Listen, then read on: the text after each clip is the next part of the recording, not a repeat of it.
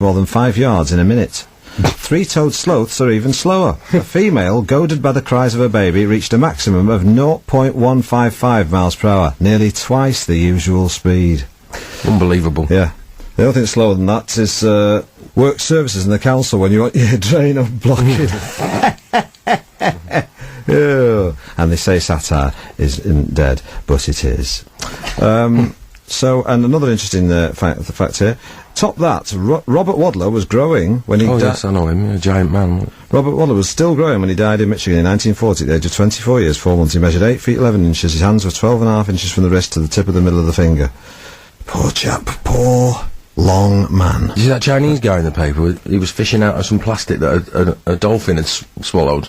The tallest man, he's 7 foot tall. And because he had the longest arms, he could get inside the dolphin's mouth to pull this plastic out that was making the dolphin poorly. Really? Yeah, they got him to do it because he was the tallest man. Tallest one, the longest one. That's with fantastic. The longest arms. Talking about Chinese people, I work with this half Asian, very talented actress, whatever these, you know, some women like to be called actors. Female now, actors. Just female, or whatever. All that's a lot of rubbish, isn't it? But yeah, and she's been in like sort of martial arts films, and she was in Around the World in 80 Days with me and Jackie Chan. Interesting facts about her name, right? She's called Maggie Q. Right. Yeah. Because it sounds kind of kung fu, doesn't it? You know what her real name is? Margaret Quigley. Never. Yeah. Can you imagine a more un-kung fu sounding name? Margaret Quigley. Watch out! Here comes Margaret Quigley. Enter the Quigley. Yeah. Oh dear. Enter the dragon. Yeah. That's not. Do you know Andrew Lincoln, the actor? I do. Yeah. Andy Lincoln. Yes. I went for dinner with Andy one night in Groucho Club in London, and he made the mistake of giving me a cheque with his real name on. What did it say? Andrew Clutterbuck. Good. The secret's out. It's out. That's it. Right. Okay. Now this is my favourite whistling film score, and try and guess what film it's from. Ennio Morricone. Can you guess what film it's from? That's right, Mary Poppins. I know, it's a fistful of dollars. 96.2, The Revolution, that's what you're listening to. John Thomson's in the studio. Hello, happy Christmas. Happy Christmas from me, Steve Coogan, and Mike in the chorus. Hello, Mike. Hello. Mike, so he's our posse. That's P-O-O-S-S-E-Y.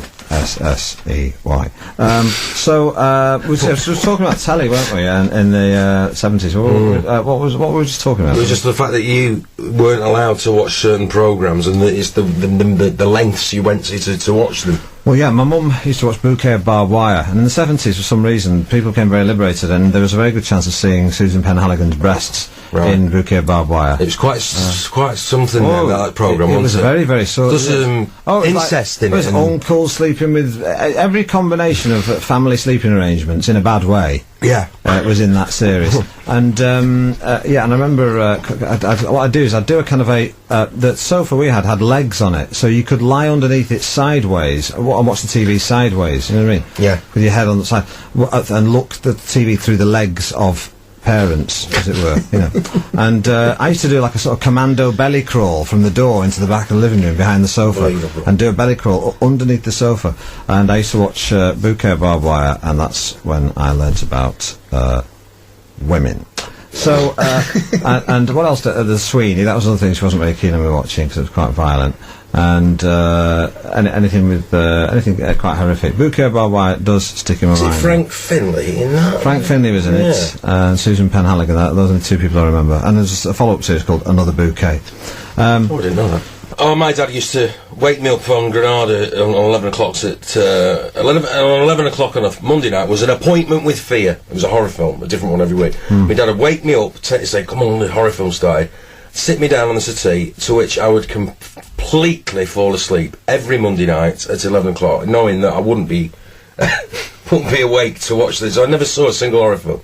Did you know what? I love those black and white ones. I used to love the ones with the 4 stories in one. Portmanteaus, they're called. Really? Oh, they really? There's 2 of those. Vault of Horror. There's a few. Well, the Asylum is one. Asylum, yeah. Vault of Horror. Yeah. And Tales from the Crypt. Tales from the Crypt. The original one, with Joan Collins in it, of course. About the psychopathic Santa, wasn't it? There's all kinds of... There's one as a lunatic escaped from an asylum dressed as Santa, murdering people. That's a very good film, Fright. If anyone gets the film Fright out, it's got Dennis Waterman, George Cole and Honor Blackman and Ian Bannon playing a wonderful, wonderful madman. No, George, it's fine. Everything's okay. No, please. I'm not dangerous, no. Yeah, it was thoroughly enjoyable. He was very good in Waking Ned, but... Two good films for the Father Christmas theme. Silent Partner, have you seen that? No. Bank robbery with Elliot Gould and Christopher Plummer. No. Robs a bank dressed as Father Christmas, and the guy who gives him the money, he's handing it over, keeps a bit back for himself. Ah. Which is very clever. That's a twist. That's he does an insurance job, but then Christopher Plummer comes after him. Tell you what's a lovely film for children, forgotten film, is The Amazing Mr. Blunden. Yes, it is good. Lawrence Naismith. Lawrence Naismith, directed by Lionel Jeffries. We're rambling here, but I'm going to let's put another song and we'll get our act together and we'll come back and we'll be firing on all cylinders then. Absolutely. But let's get us all in the joyful Christmas mood with Transmission by Joy Division. Ah, yes, that was One Nation Under a Groove by Funkadelic. What a very funky Christmas we're having. Before that was Joy Division Transmission, which I remember taping off the radio on sessions with Piccadilly Radio. Taping the radio, Sunday night, the charts. The charts, yeah, all that sort of stuff. But they used to put interference on purpose, didn't they? Did they? Yes, because they knew everyone was doing it. Oh, do you remember that campaign, Home Taping is Killing Music? Yes, I do. That's gone the way of the... What do you do with your tapes now? What do people do with them? What do you do with yours? I'll tile the bathroom. Do you? Yeah, no. You know Tracy on Coronation Street, she used to go, all she ever used to say was, I'm just going upstairs to listen to me terps.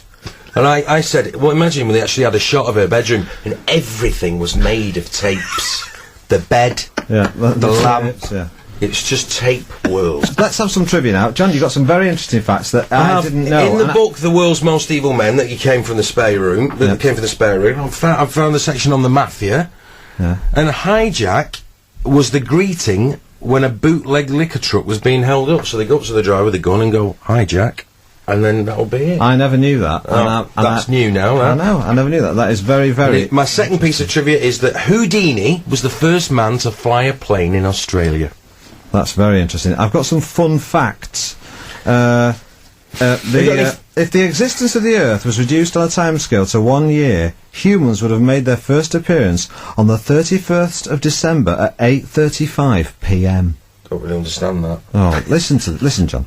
If the existence of the Earth was reduced on a timescale to 1 year... I see. Right, if the world had only existed 1 year, then the first humans would have appeared on the 31st of December at 8:35 p.m. That's how little amount of time we've been around. On the same scale, the Earth will be unable to support life. The sun will be too hot in 2 years' time. Oh. Please don't panic, everyone. I don't want a War of the World situation. I am not talking about the sun being too hot now in 2 years' time. Don't start packing your bags. I'm talking about if the Earth was only a year old, which, of course, it's not. It's not, no. Some more fun facts later.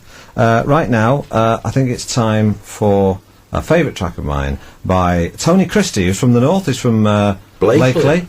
And he was the cut-price Tom Jones of his day, recently revived by that Northern comedian, I can't remember his name. And this is Avenues and Alleyways.